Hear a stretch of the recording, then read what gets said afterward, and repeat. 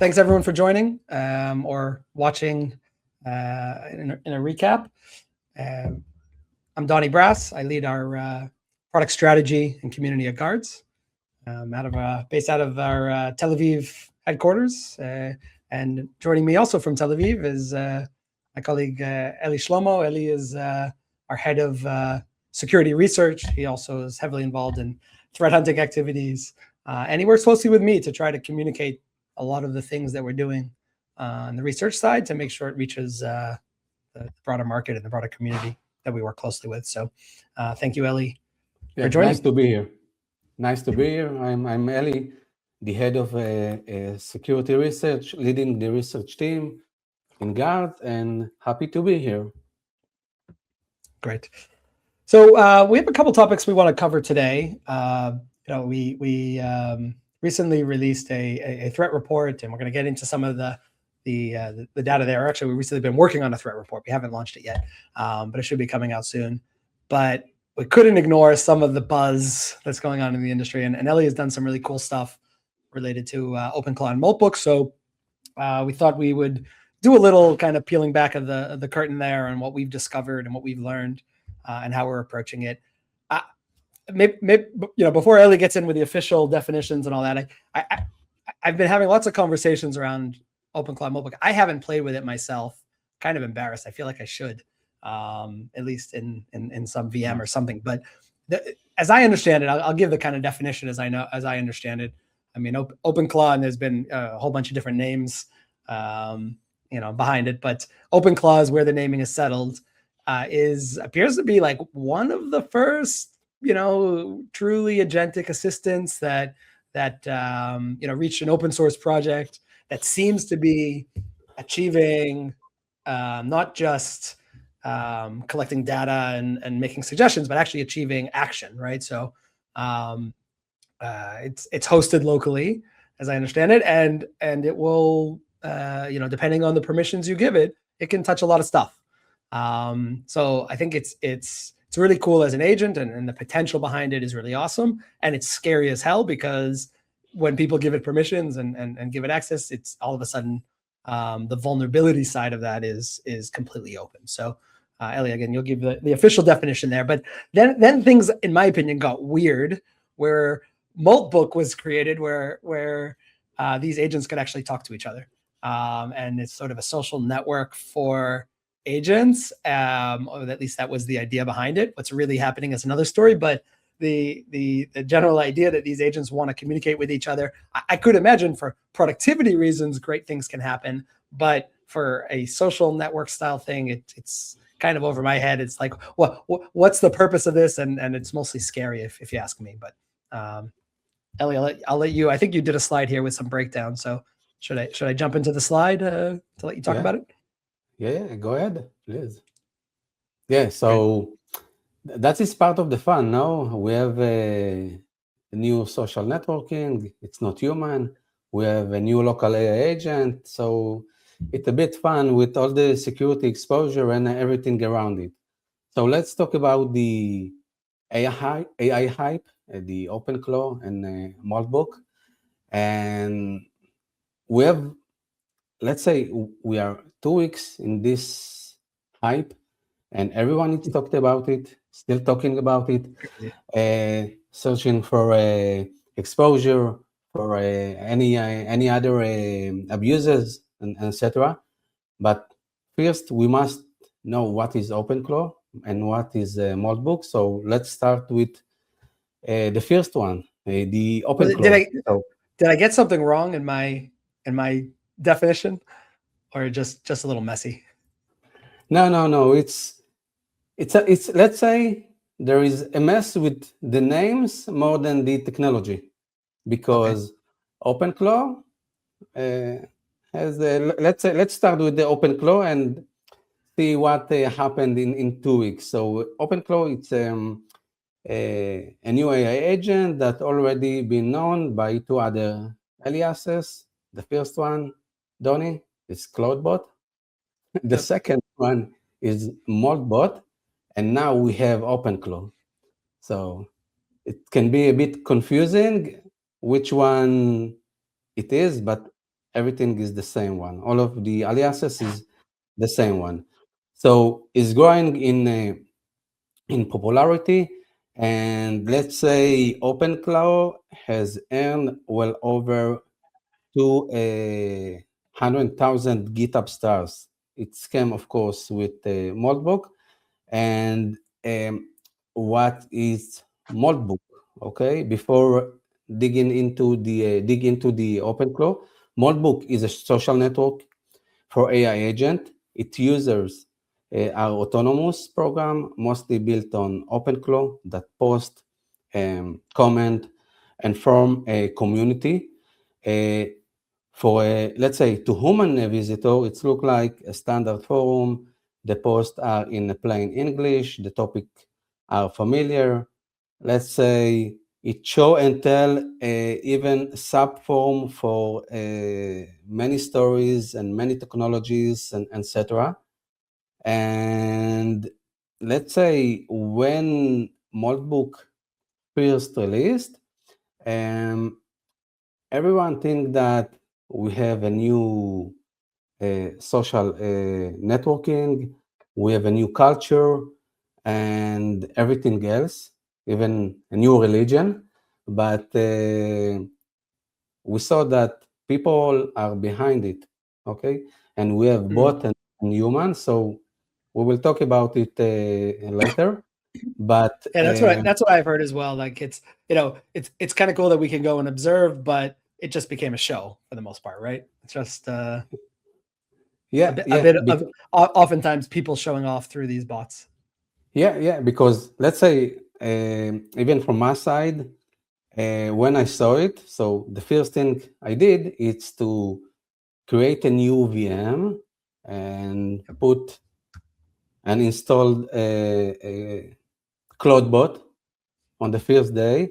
And after that, I realized that I can go to the API and do the same, okay, without everything behind.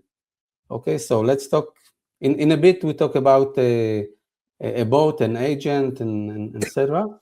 But right, you did so you did some research, I think, when it first launched a couple of weeks ago, right? And I liked this post of yours, because I put a little arrow in there, right? It's like a web show with personality. So you actually kind of predicted it before Moltbook actually hit. You were kind of identifying that there was something human-like in the way that these things could interact. Correct. When I saw ClawdBot, I saw a lot of conversation on Twitter mostly about something that is going to happen with the AI hype, and it's not only the ClawdBot. So when I did the research about the ClawdBot, I saw that something is happening that is not usual. So this is the reason why I called it AI with personality, or web shell with personality, because if you have the OpenClaw on your device, and that what many people did, it probably has some exposure, and I can do a lot of things when I search for a OpenClaw on the scan engine, like in search engine, like Showdown, Census, and everything else, and find another a lot of devices with default security and with exposure. So how do you approach this kind of research? So when a technology like this pops out, this supposed agents, like what's your like head of research approach to diving into this? Okay, so first, to feel the technology, to understand what I have in my hands, what the one who created it, what he did and still does with the Moltbook and the OpenClaw, and like kids to play it and doing a lot of tries with it, and after a lot of a lot of place, I saw that we have an API, we have agent, we have boat, and from that place, I created the first agent for Guardz, and I do some kind of assessment to see what I have with the Moltbook, and you can see that the key findings here, the key findings, and this one was created with, what do you think, Donnie, with API or with a full agent? I'm guessing API. You like the shortcuts. Yeah, this is an API. Okay. Cool. Yeah. So that means what? That means it wasn't autonomous. It presented as an agent, but it was really you. Yeah, making API calls. Yeah. Or I guess you could have an agent making those API calls, but then it's maybe a bit redundant. Correct. And once it's here, let's say I can proceed with the process and receive a knowledge from other agent, because the whole idea with Moltbook is agent to agent, to receive more knowledge, to receive more information, of course, to give other information and data. But I didn't do it, and I can proceed. And let's say I don't have it. So if you see a lot of karma, a lot of comment, it is something that is very active. But that's big, and there are risks, right? So this is where I think things get interesting. Yes, there's plenty of cool things you can do, and the value or the potential value is what draws people in. But I think the risk is what is driving the security world to kind of jump into this hype and this bandwagon, because there are so many unknowns, and there's known unknowns, and there's unknown unknowns, and so what do we actually know? Let's start with that. So we know a lot of things. Of course, this tool is the double-edged sword, but as I noted, and many other security researchers, OpenClaw is a potential security nightmare, because if it misconfigured, you're essentially given an LLM pseudo access to your life, because people connect/configure WhatsApp, Telegram, even their open authentication application, allow the OpenClaw to work and run tasks inside the macOS or Windows or Linux. So yes, you access to your life, you can do everything. And the things here that you can do something called a remote system execution cycle, let's say from WhatsApp to a local machine, okay?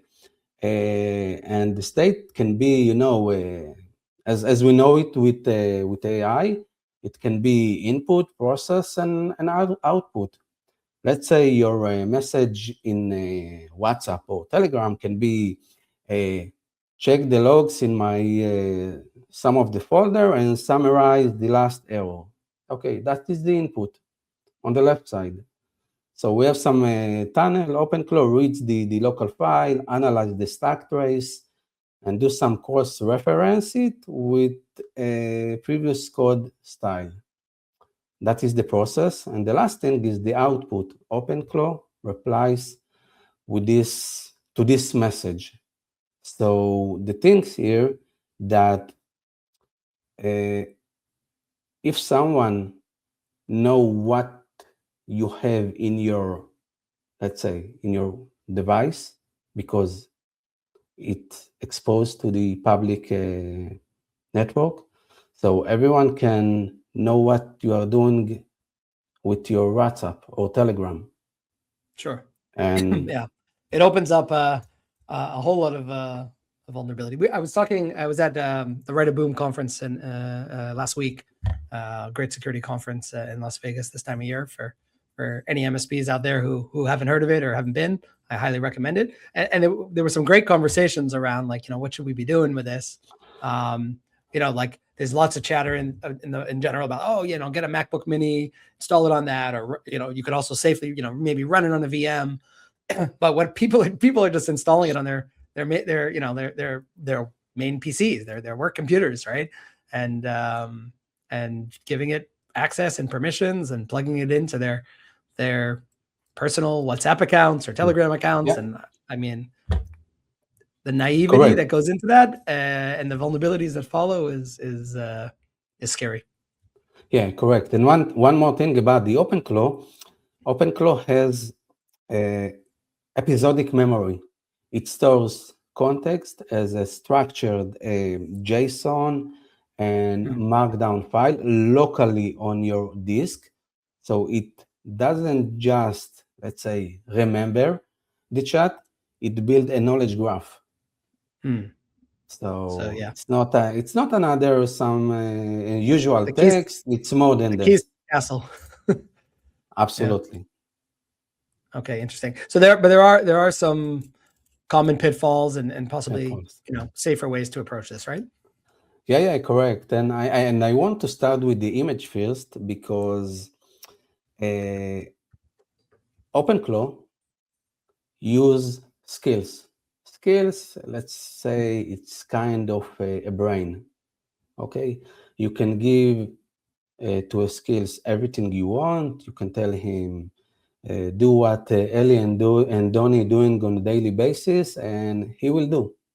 Okay, and that is part of the problem because you have to code these skills or yes there's like and a no. marketplace for these skills. Yes and no. You have a marketplace, or you even go to Claude or even ChatGPT and create your own skills. Got it. Okay, I can take your profile and my profile from LinkedIn, and I ask a request from ChatGPT or Claude, create skills based on those profiles, and after it, I can receive a good skills that merge both of us, and that is part of the problem. So if I can talk about skills, someone create a skill store, and you have on GitHub thousands of skills, and these skills has a lot of issues. And why? Because, for example, this one in the image looks very legit, but the specific command is the code. If you encode it, you will see something else. You will see something that is point to a attacker server with specific command, and that is the problem. You don't know what you are installing, and when you install something that seems to be legit, but it's a malicious, let's say your EDR won't be able to detect it, and you're creating a tunnel to the attacker server. So the command pitfalls is about install skills that you are familiar with it. If you are not familiar with the skills or the store, so don't install it. If you need, create them. Of course, do not install the OpenClaw on your corporate laptop, because if it exposed to the public network and you have everything inside of it, so I think it's a big issue. And we saw a few cases, mostly on Twitter, that people installed OpenClaw on their production environment with corporate laptop, and the end result was not good. Yep. Okay, great. And there was a question here about using Docker, like a sandbox SDK. Any thoughts on that? Yeah. And we have it on the next slide. Okay. We do. Okay. We have it on the next slide. By the way, great question. So so next slide. So let me move on. So anyway, so in general, these are good pitfalls and maybe some guidance if somebody wanted to use things safely. But I think what's really cool is that you built this analyzer tool. So kudos to you on that. So yeah, correct. So about let's talk about in a second about the Docker and Sandbox. And yes, if you installing it inside Docker, let's say with the Sandbox, so yes, you need all the requirement, Python, and all the folders and the specific version of your Docker. But let's say it's a bit secure than putting on your laptop. But again, you need to make sure that you have the minimal security, else it can behave the same. But again, if someone asks about Sandbox, so put it in a Sandbox, it's more secured. And let's talk about the OpenClaw analyzer tool that I created a week ago, because I saw on the network and I had a lot of conversation, even in the Right of Boom conference. Okay, we have OpenClaw. The EDR don't know how to handle that. So what we can do, how we can read the JSON and Markdown file, how we can know what is secure and what not. So I did something very simple after I played with the OpenClaw. I went to the OpenClaw official website, and be aware, guys, because there are many websites with typo squatting, and it can look like OpenClaw, but it's not the official OpenClaw. So you should know that. But I took all the best practices and recommendation from the OpenClaw, from the official website, and the one that I checked, put everything in one place, and created the analyzer tool. And what you need to know about this tool, you don't need to be some. So let me jump in for a second. So if I understand it, so what what it's analyzing is the installer files. Is that correct? Correct. That's okay, correct. So it's looking at what are the installer files for OpenClaw? Maybe what skill? Well, does it come with skills in those installer files, or no? You have no. You need to install the skills, but you have as I mentioned, you have JSON and Markdown files. So you need to take the JSON files, because all the configurations placed in the JSON, and you have a few different JSON files, for example, device and general and else.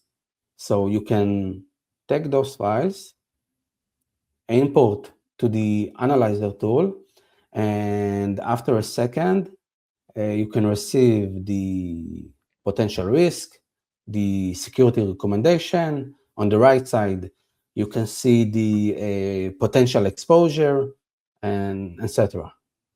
That's great. That's great. I think that's all. That's, with tools like this, as fun as they are, you have to accept the risk, right? And people who want to play with it can accept that risk and can do certain steps to mitigate that risk, as we discussed. So correct. I think this tool helps guide them. So thank you for that. I think it's awesome. I have one more question for you on this before we move on to the threat, some of the threat research we've done. But I gotta just kind of know, like, is this just gonna be buzz for a little while longer, or is this the foundation of something more? Is there something bigger behind this? Great questions. It's the foundation, because many people that are working with on the AI know that the next year will be the year of the local agent and the year of agent to agent. Okay, for example, even Anthropic released 3 days ago, I think, 2 days, released some new features called teams, and it allows you to create inside your corporate network infra like Moltbook. So let's say the next month will be very, very, very interesting, because we're gonna see a lot of platform like Moltbook, and even let's say on the last week we saw something from the Chinese side with a new local agent. So Yeah, it's gonna to be very interesting. Yeah, the agent to agent stuff is a game changer, and productivity and potential for it is huge. I'm really excited for where these things are going, and we're using it in our we're using it in our MDR team with our MDR team as far as our SOC goes. We're using it, in the platform in unique ways. We've got a bunch of really cool things coming down the road in the Guardz product, but that's not for today. That's for another future webinar. Let's move to some of the threats that we've discovered recently. So we do a I don't know, is it semi-annual or biannual threat report. So we're about to launch our H2 threat report for 2025. So I use that as sort of an opportunity to dive into the data with Eli as he was coming up, finalizing some of that research. And I thought this is has been the inspiration for this webinar, is to dive into that and see, like, as we wrapped up 25 and now into 2026, what are those trends affecting small businesses, right? There's lots of threat reports out there about enterprise. But for our community, our customers of MSPs, I think the SMB threat report is what's really interesting. And maybe I'll start off, I think, by just kind of like this sort of summary slide. I think there's the biggest signal was how much identity is dominating. More than half of these successful breaches we see were involved compromised credentials, right, or stolen session tokens. So this is part of the MFA bypass, part of the token theft, like all of the buzz of session hijacking, token theft. All this stuff comes down to the idea of how easy it's becoming for attackers to come in and penetrate through the cloud identity. So we've seen that at least 50% are from compromised credentials, but actually, if we look at identity as a whole, I think the numbers are probably closer to 70 or even 80% as identity-related threats, right? When you bring in everything from phishing emails and ITDR-related detections, we're seeing a lot. So that's really been blowing up.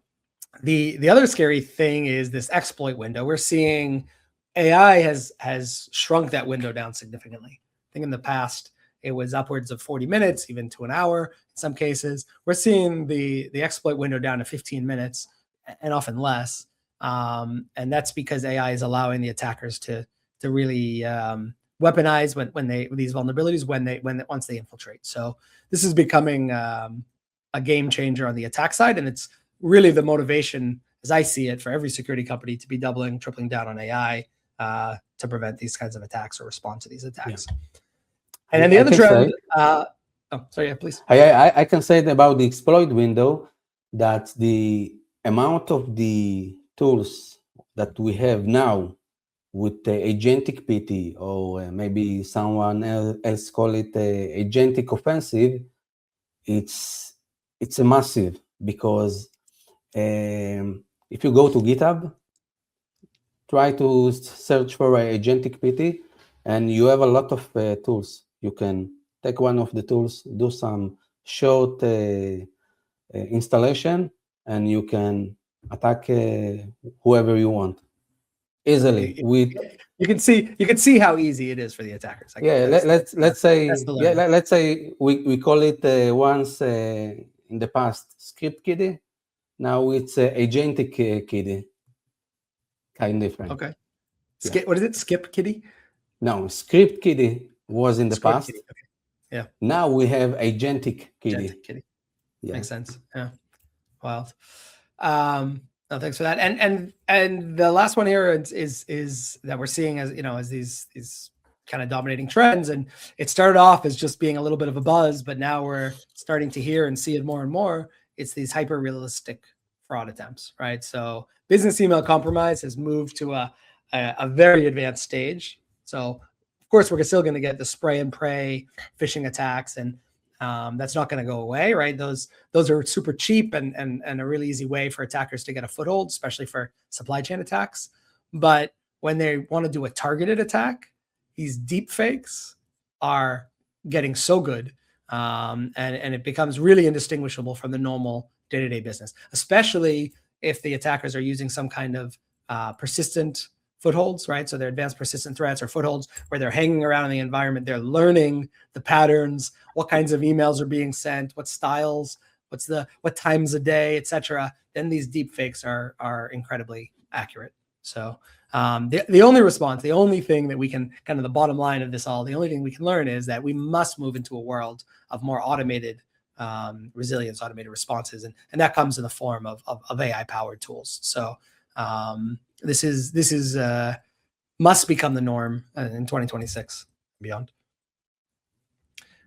Let's keep moving here. So we can go into a little bit more detail here of identity as the perimeter. I think, Ellie and I have had, long conversations here around this. There's so much that we could highlight, so many different things that we could point out. I think the original slide had about 14 different bullets on the attack trends, but we boiled it down to 3. So, this concept of phishing to token theft, and we'll dive into specific examples and show some screenshots and things like that. But phishing to token theft, that flow is typically the flow that is most successful.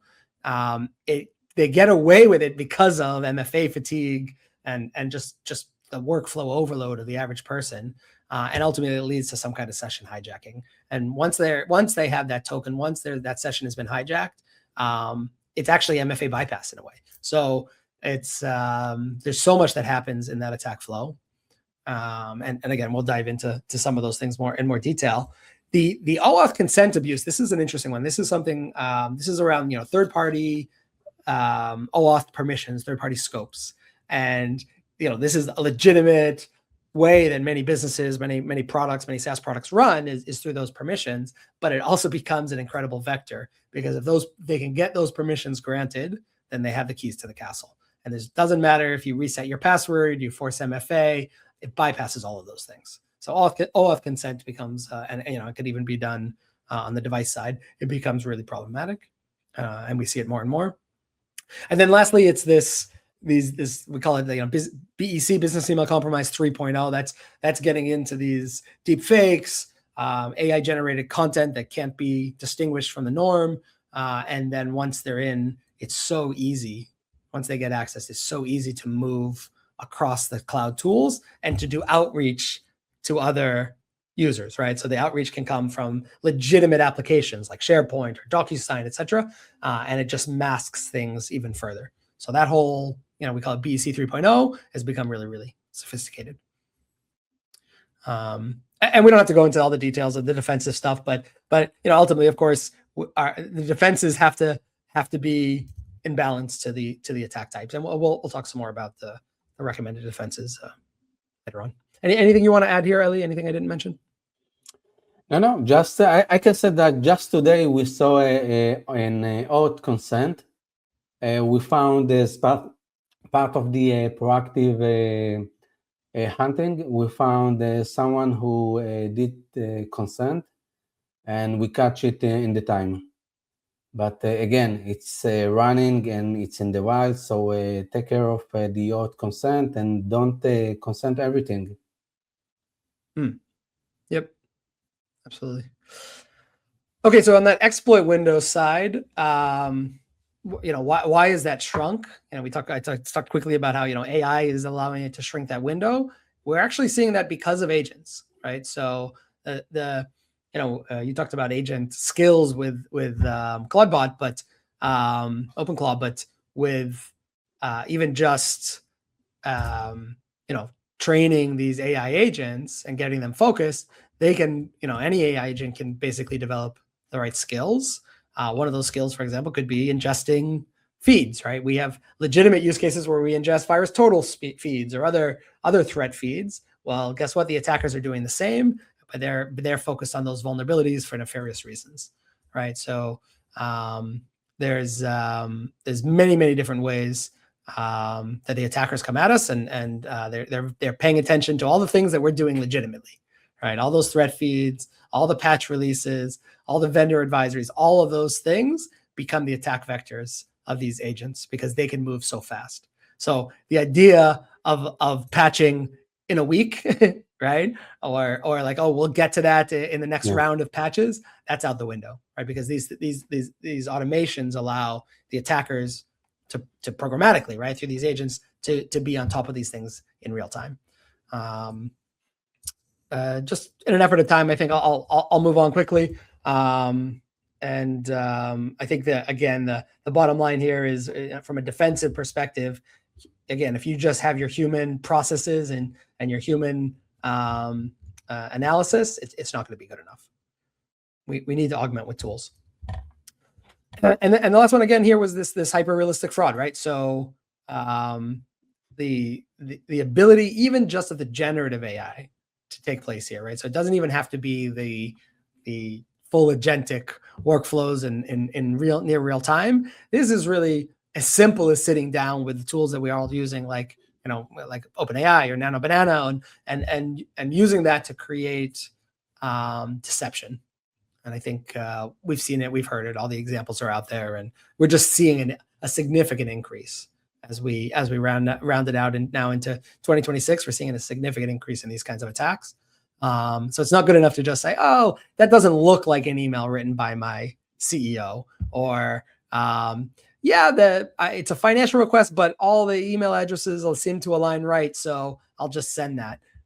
Those approaches aren't good enough anymore. You have to go in with the assumption that everything is a fraud, everything is a deep fake, and then work backwards to try to build the confidence that things are real. So the juicy stuff. I want to try to cover this in no more than 10 minutes if we can, Eli. Maybe we'll do even faster. But so we have some time for questions if there are some more of them. Feel free to just drop any questions even now in the comments, and as we wrap up these examples here, we'll definitely try to get to those. So give us the juice, give us the real stuff. I know that there's some attack trends that you maybe can talk to us a little bit about, and then we'll pick one and we'll dive into it. Yeah. So the notable name attack trends. So we are still seeing a lot of attack. If it's the old consent phishing, the adversary in the middle, the one that we're gonna talk in a few minutes, click fix style, token reply attacks, phishing as a service, and of course session hijacking and token and MFA bypasses. So I think the one that we are seeing too many, and I'm so glad that we have our tactics and our way to find many of them, because adversary in the middle is not an attack that you can detect easily. Okay, we will talk about it in a few minutes, but let's talk about the token reply attack. Okay, token reply attack, it's, let's say, on the same category like the AATM. After all, you have some token from a legit user and you take it to a third party, put the token, and you have an access without MFA, without knowing the user credential, even without knowing the username itself. So let's say even a browser cookie theft can be part of the token reply. Let's say it's a subset, and a browser cookie. Those are time sensitive usually, right? Yeah, it depends. It depends, because in some of the token you have 1 hour. It can be 24 hours, and in other token it can be even 3 months. So it depends. What's that? 3 months is like what, when you check that box to say, don't ask me every time I log in. Also, yeah. That's something called keep me signing. You have the Microsoft 365 checkbox. You sign the checkbox, and now no one interrupt you in the next weeks. So the one who take that can be used for 3 months, the refresh token. And if you have it, so you're a king because you can log in, log out.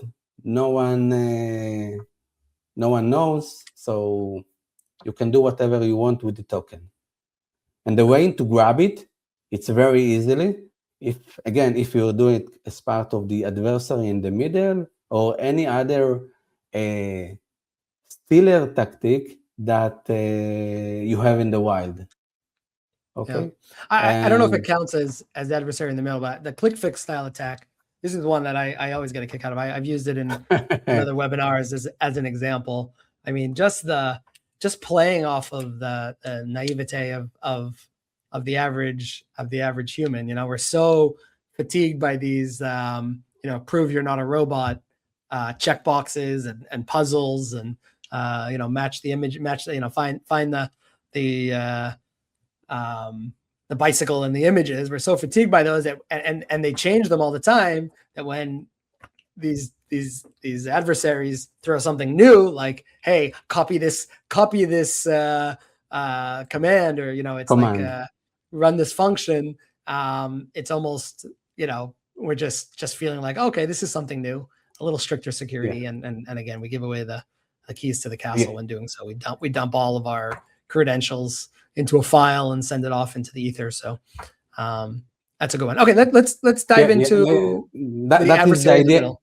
That is the idea of the click fix. That is a clever thing. Yeah. You need to click on some of the links that someone who send you, and after then, someone wants to fix your computer, so you put the command as you said, and that is the second when your security controls have some big blind spots because it's a legit command. No one knows what is behind the scenes. So this is the click and fix. But let's go to the AITM. Yeah, let's do it. I think it's the interesting one, and it's a good one to wrap up with. So let's jump in here. Okay, cool. So this is an attack flow, huh? You want to walk us through it? Yeah. First, what is an AITM phishing? What is AITM phishing? So AITM phishing, as we know it, adversary in the middle phishing. It's very specific type of a phishing attack that allows attacker to intercept communication between a user and a legit website, and once you have it, it allows to steal the user credential, including MFA, and gain access to the user account. And the big things in the AITM phishing attack that you should have or use some specific feature and component like the SSL stripping, the DNS poisoning, and the proxy attack. So we must have some proxy. So what we have in the attack flow. So first, we need an infrastructure from an attacker side. We need, for example, a specific tool. We need some proxy server or proxy components. It depends on the AITM kit. And once you have the infrastructure, so the attacker is sitting in the middle, proxying every traffic with the specific infrastructure and the fake page. And the next thing is, once you have the infrastructure and you are sending the email to the phishing email to the victim, you can intercept the session tokens and cookies.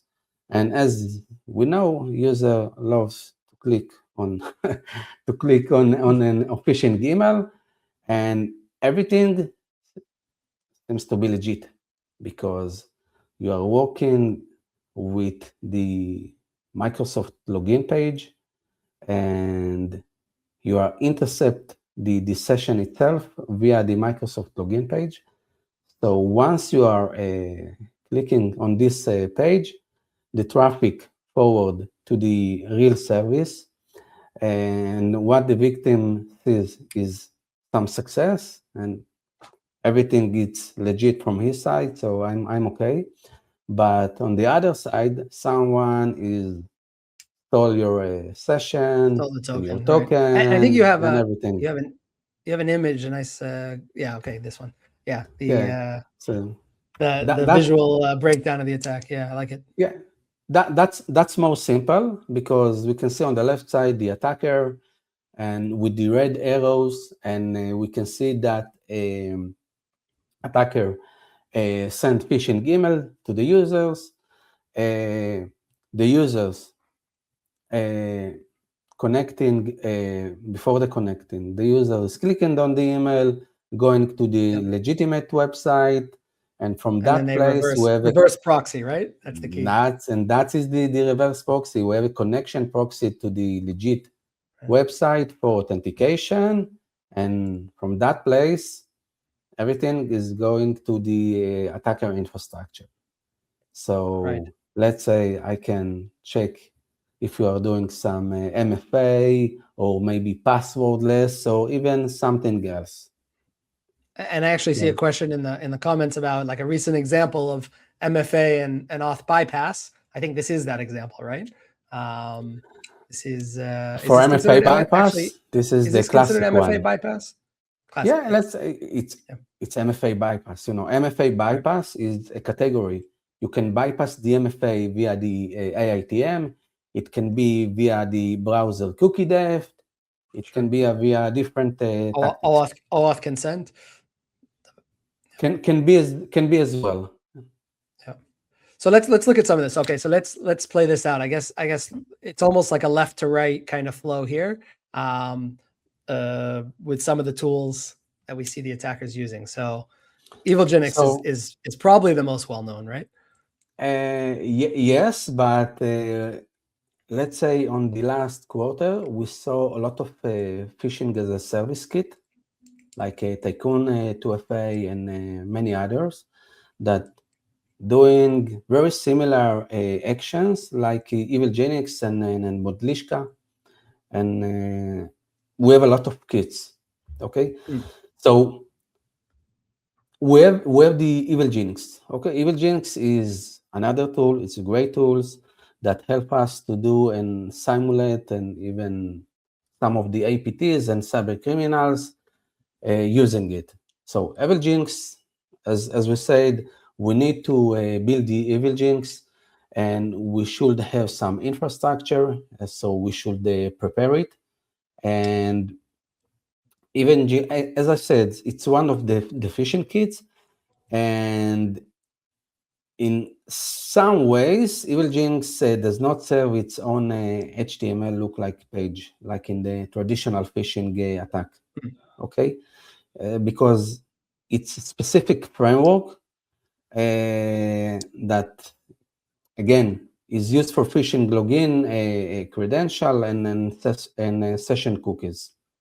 So when we have it, we need to prepare the attack. And again, we don't need special infrastructure. Everyone can create a virtual machine, even on Azure, even on AWS. That is the best for the attacker. They are using the cloud provider mostly. And from that way, we have some infrastructure, we have some phishing URL. We need to send it, don't you know? Yep. So, so I pulled this one out. This was phishing as a service. This is a couple years old, this particular one. I think it was called Caffeine. I don't know if that's I think this one is the Caffeine one. And I think prices have even come down from the last one I saw, but this is the screenshot I grabbed, and it's like, okay, the professional version. I mean, this is like straight out of the B2B SaaS playbook. And this is, a dark web tool. This is a phishing as a service kit that you can purchase. So $450 for a few months. That's a pretty good deal. You get a lot of value for that money. And you can spin up those emails and in a heartbeat. So pretty wild. Correct. So we have Evilgenix. We have something to send. So again, the Evilgenix is configured based on the Blacksys to avoid automatic crawling blocking. So after configure, we have an active domain with something with login.specificdomain.com, and then slash something. We need a path. We have it, and then we have a sign-in page. The sign-in page capture the default login Microsoft Online.com styling. So when user signing in with the credential, the tenant branding is applied, which makes the awareness around customer branding useless. Okay, so everything seems to be legit. Okay, Yeah, so I know. I think they're working on improving things with the headers to try to avoid this, but still, it's the problem today. It's so easy to make a site make this look exactly like the legitimate login page, and like you said, even apply the tenant branding. Yeah. And what happens next? What comes after this? That is a good point. Microsoft going to improve the CSP. It's part of the header, but it will start in October.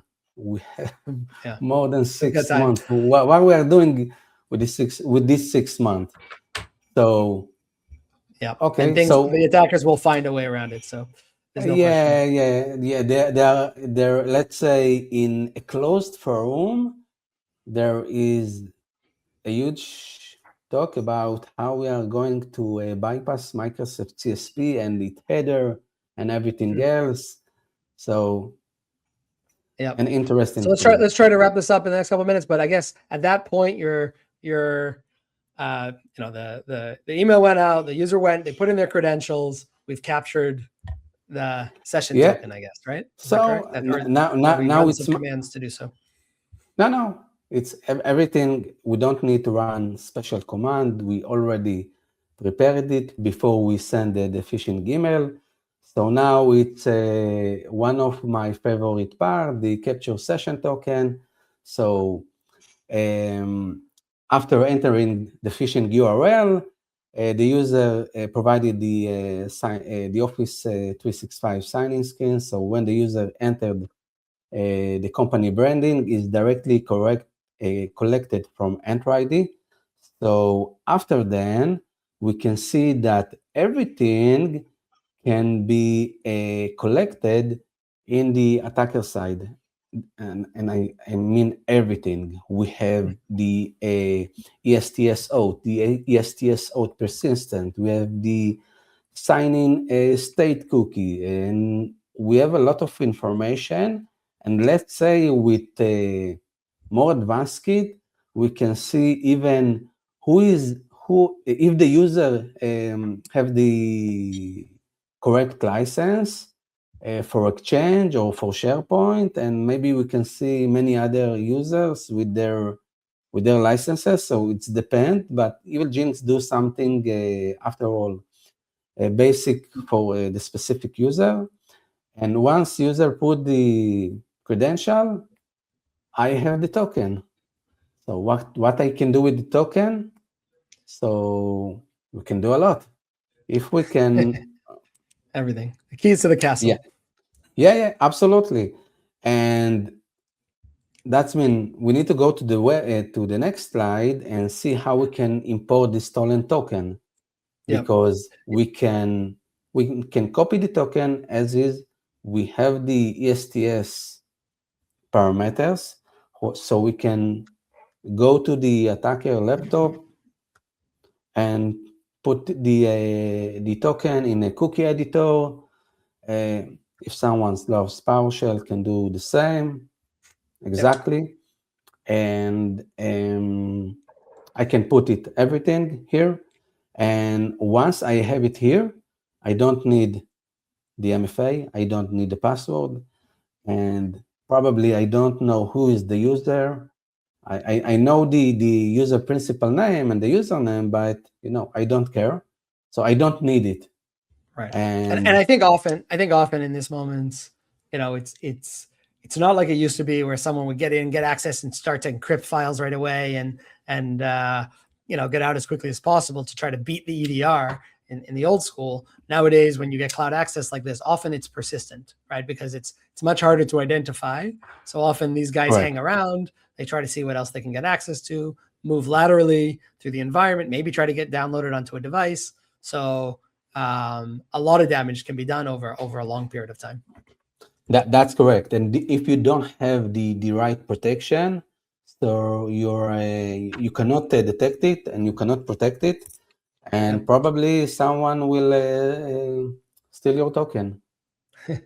So yeah, just to try to wrap things up, I think there's a takeaway that I wanted to kind of highlight here, and it's directly from the threat report and the conversations I've had with Eli, and it's we kind of labeled it this strategic mandate for 2026, and I think there's three main areas that we are advising here. One is around ITDR, right? The idea of this continuous benchmarked monitoring, right? So things like whether it's suspicious logins and possible travel, changes to the privileges, other behaviors happening in the cloud, whether it's changes to mailbox rules or upload download behavior, all these things, all these session anomalies can lead to triggers and identify that an attack is underway. And it captures both an attack when it's first happening, as well as persistent attacks as they reveal themselves and take steps to try to move laterally or dig deeper into these environments. So it's great for where, once they've already penetrated, as well as early indication that the attack is underway. The other big sort of recommendation here is around email security, that traditional email security tools are not good enough. I think most of the big companies are moving in this direction, but the using AI and the capabilities of AI to not just scan text and scan files, but to actually go deeper, to build profiles around every sender, to understand the difference between a real or a deep fake impersonation, and really be moving into this BEC 3.0 world that we're in.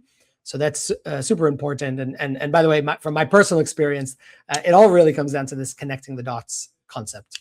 And it's very hard to connect those dots if you're not using agentic tools or AI tools, because there's just so much data, especially the cloud logs, especially with the volume of emails we're getting on a day-to-day basis. So combining identity, endpoint, email, cloud, all of this stuff together with AI tools. And of course, I don't want to give the impression that AI is the end-all be-all, because I really deeply believe in human-in-the-loop principles.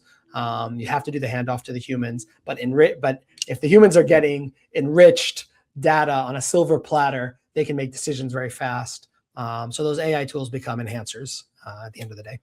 So this is the push, I think, identity-first controls and automations to really combat the adversarial techniques that are happening at machine speed. So that's how I see it. Any last words from you, Eli? Because we're right at the hour.